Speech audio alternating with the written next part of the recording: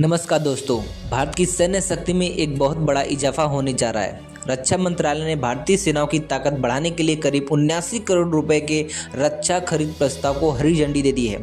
रक्षा मंत्रालय राजनाथ सिंह की अध्यक्षता में हुई डिफेंस एजुकेशन काउंसिल यानी DAC की बैठक में यह बड़ा फैसला लिया गया है। इस भारी भरकम बजट का सबसे बड़ा हिस्सा स्वदेशी हथियारों और तकनीक पर खर्च किया जाएगा, जो आत्मनिर्भर भारत की दिशा में एक बहुत बड़ा कदम है।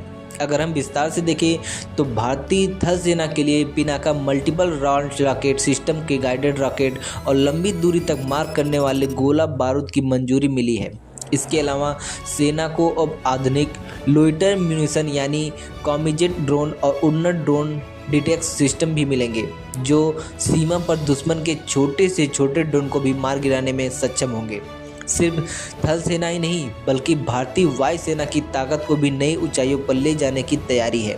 वायु सेना के लिए अस्त्र MK-2 मिसाइलों की खरीद को मंजूरी दी गई है। यह हवा से हवा में मार करने वाली एक ऐसी स्वदेशी मिसाइल है जो दुश्मन के विमानों को उनकी नज़र में आए बिना ही तबाह कर सकती है। साथ ही तेजस फाइटर जेट्स के लिए आधुनिक फाइटर सिमुलेटर और सटीक निशाना लगाने वाली स्पाइस 1000 जैसी तकनीक पर भी निवेश किया जा रहा है। नौसेना की बात करें तो हिंद महासागर में अपनी पकड़ मजबूत करने के लिए हाई एल्टीट्यूड लॉन्ग डिस्टेंस यानी HALE ड्रोन और सुरक्षित संचार के लिए हाई फ्रीक्वेंसी सॉफ्टवेयर डिफाइंडर रेडियो की भी व्यवस्था की जा रही है। इस पूरी डील की सबसे खास बात यह है कि ये हथियार और सिस्टम ज़्यादातर भारतीय कंपनियों द्वारा ही विकसित किया जाएंगे। इससे न केवल भारतीय सुरक्षा मजबूत होगी बल्कि देश रक्षा उद्योगों और स्टार्टअप्स को भी ज़बरदस्त बूस्ट मिलेगा। चीन और पाकिस्तान जैसी सीमाओं पर बढ़ती चुनौतियों को देखते हुए भारत का यह कदम सामरिक रूप से बेहतर महत्वपूर्ण माना जा रहा है।